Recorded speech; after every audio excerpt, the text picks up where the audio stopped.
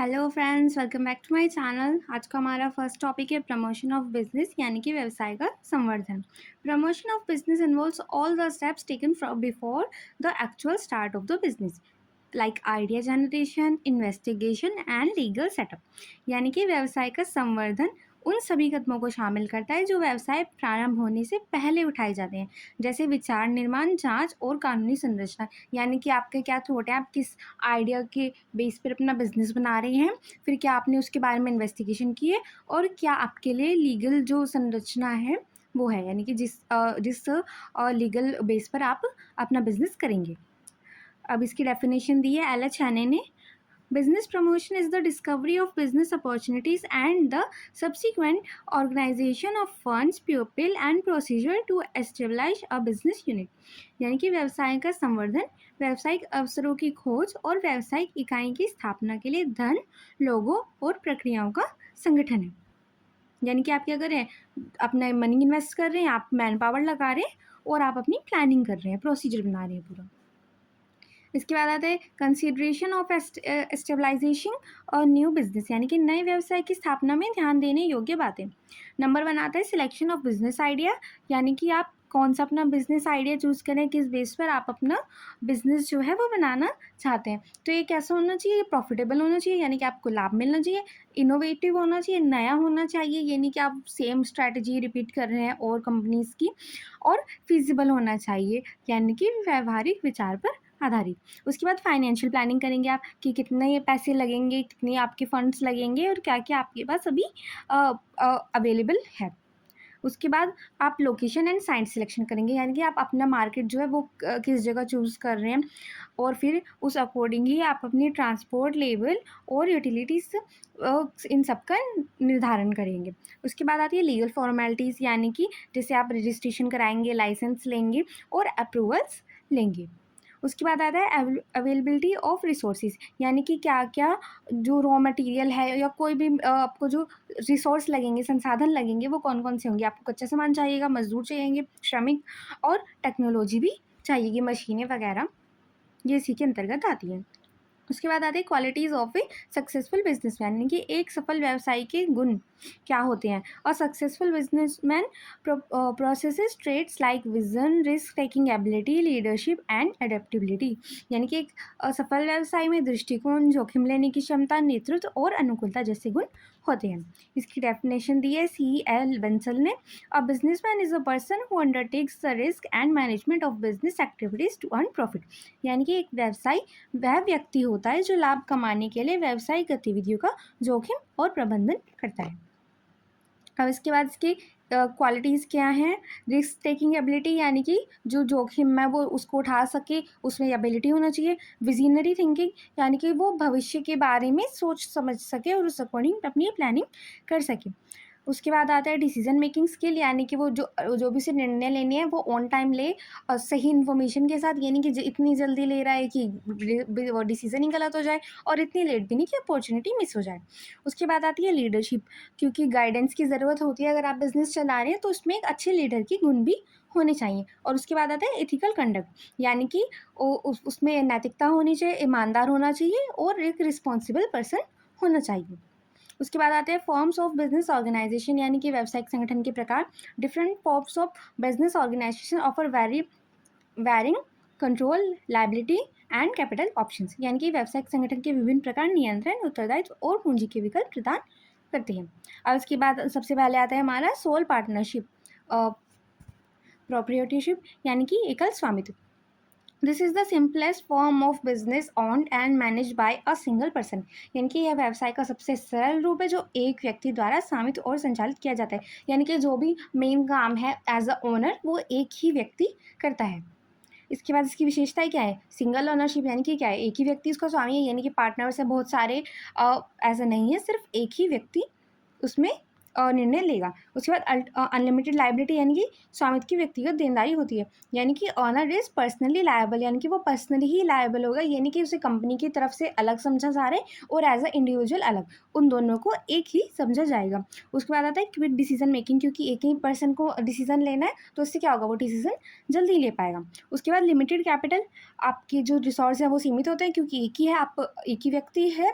अगर आपके पार्टनर्स होते हैं तो क्या होता है, आपके पास ज़्यादा रिसोर्सेज हो जाते हैं, पर यहाँ पे हमारी लिमिटेड कैपिटल रहती है। और उसके बाद आता है लेस लीगल फॉर्मेलिटीज, यानी कि कम कानूनी, क्योंकि एक ही व्यक्ति से रिलेटेड है, उसी को साइन करने हैं, उसी को अपनी सारी फॉर्मेलिटीज़ पूरी करनी, तो यहाँ पे हमारी जो कम कानूनी औपचारिकताएं होती हैं।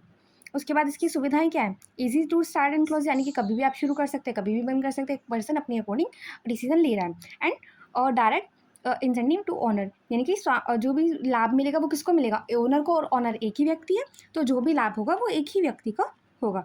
उसके बाद इसकी डिमेरिट्स यानी कि असुविधाएं क्या है, लिमिटेड ग्रोथ, यानी कि वृद्धि की सीमित संभावना है, क्योंकि एक ही व्यक्ति सब देख रहा है, अब उसको इतनी सारी चीज़ें मैनेज कर रही है, तो ऐसे में एक्सपेंड करना बिजनेस को मुश्किल हो जाता है। और उसके बाद अनलिमिटेड लायबिलिटी, क्योंकि असीमित देनदारी है, क्योंकि एक ही व्यक्ति के पास होती है, और ये अनलिमिटेड लायबिलिटीज़ के अंतर्गत आती है।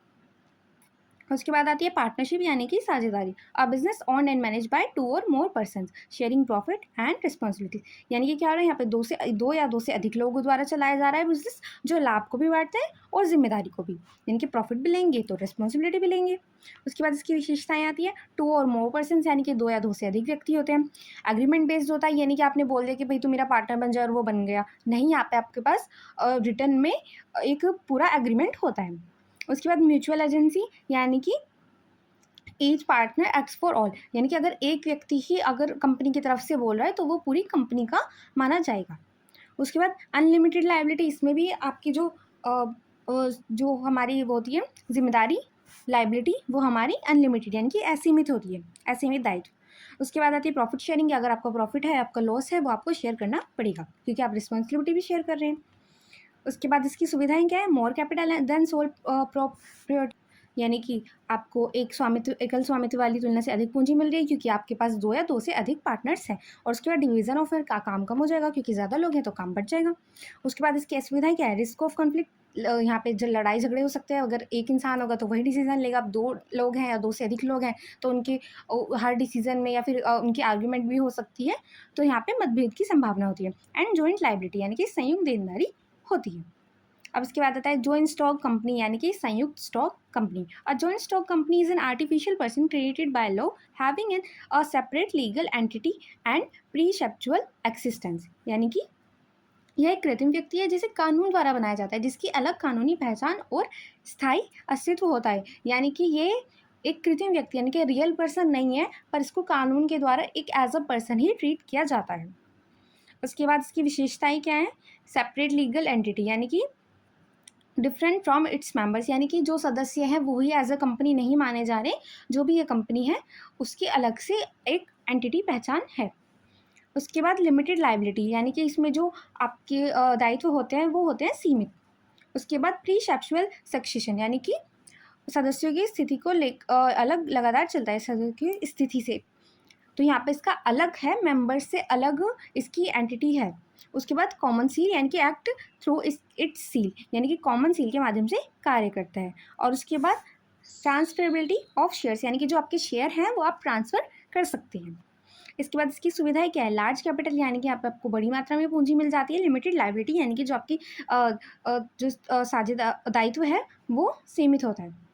उसके बाद इसकी असुविधाएं क्या होती है, कॉम्प्लेक्स लीगल प्रोसीजर, क्योंकि यहाँ पे आपको लीगल चीज़ों में ज़्यादा इंक्लूड होना पड़ेगा, तो यहाँ पे जटिल कानूनी प्रक्रियाएं आती हैं। एंड लैक ऑफ सीक्रेसी, यानी कि गोपनीयता की कमी हो जाती है, क्योंकि एक ये एक्चुअल में पर्सनल अपना रियल इंडिविजुअल नहीं है, ये एक लॉ के अकॉर्डिंग व्यक्ति माना गया है इस कंपनी को।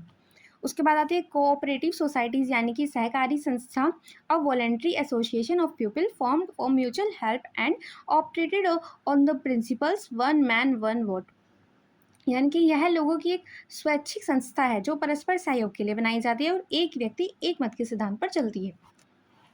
अब इसके बाद इसकी विशेषता क्या होती है, वॉलंटरी मेंबरशिप, यानी कि जो स्वच्छता है वो कोई भी अब इसमें ज्वाइन कर सकता है, कोई भी इसमें मेंबर बन सकता है। एंड इसके बाद सर्विस मोटिव, यानी कि सेवा देने के उद्देश्य से बनाई जाती है, इसका जो मोटिव है वो लाभ कमाना नहीं है।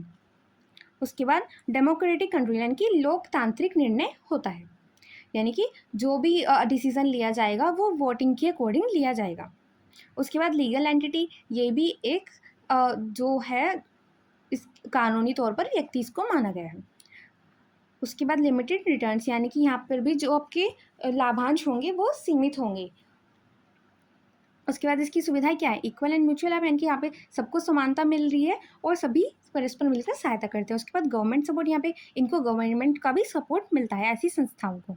उसके बाद इसकी सुविधाएं क्या है, इनसिफिशिएंट मैनेजमेंट, यानी कि प्रबंध की कुशलता की कमी हो सकती है, क्योंकि क्या होता है कोई भी व्यक्ति मेंबर बन सकता है, उस अकॉर्डिंग यहाँ पे हो सकता है वो उस चीज़ के लिए क्वालिफाइड ना हो। और उसके बाद लिमिटेड कैपिटल, यानी कि जो आपकी कैपिटल है वो सीमित होती है।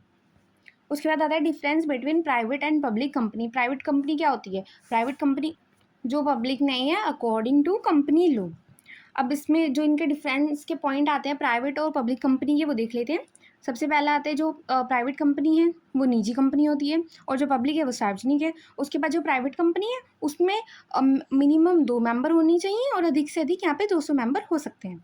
पर जो पब्लिक कंपनी है उसमें मिनिमम 7 मेंबर होने चाहिए और मैक्सिमम की कोई लिमिट नहीं है, कितने भी व्यक्ति मैक्सिमम हो सकते हैं। उसके बाद शेयर्स यहाँ पे होते हैं नॉट फ्रीली शेयर ट्रांसफरेबल, यानी कि यहाँ पे जो आपके शेयर हैं वो आप उनको स्वतंत्रता से ट्रांसफ़र नहीं कर सकते।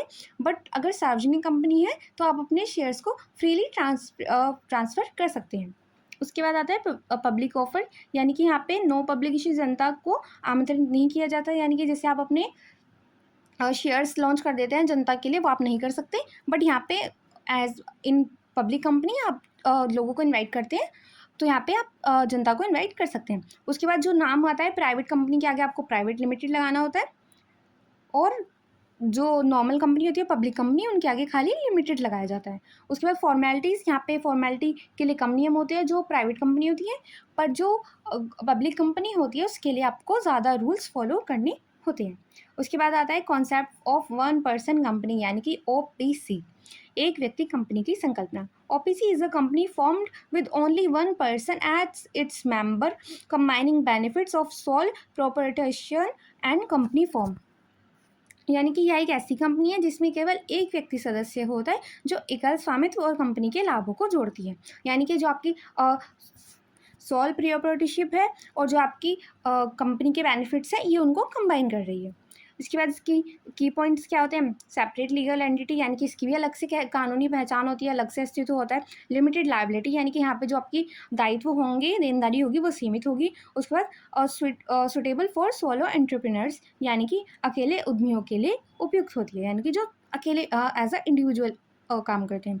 उसके बाद आती है लिमिटेड लायबिलिटी पार्टनरशिप, यानी कि LLP, सीमित साझेदारी। LLP is a hybrid form company combining features of partnership and company where liability is limited, यानी कि यहाँ पे क्या हो रहा है, यह साझेदारी और कंपनी दोनों के गुणों को मिलाकर बनाया हुआ रूप है जिनमें देनदारी सीमित होती है। अब उसके बाद इसके की पॉइंट्स क्या होते हैं, सेपरेट लीगल स्टेटस, यानी कि इसकी भी अलग से कानूनी पहचान होती है। लिमिटेड लाइबिलिटी ऑफ पार्टनर्स, यहाँ पे जो पार्टनर्स हैं उनकी जो दायित्व होते हैं, देनदारी होती है वो सीमित होती है। उसके बाद लेस कॉम्प्लियंस देन कंपनी, यानी कि कंपनी से कम औपचारिकताएं होती हैं यहाँ पे कानूनी। Thank you for watching.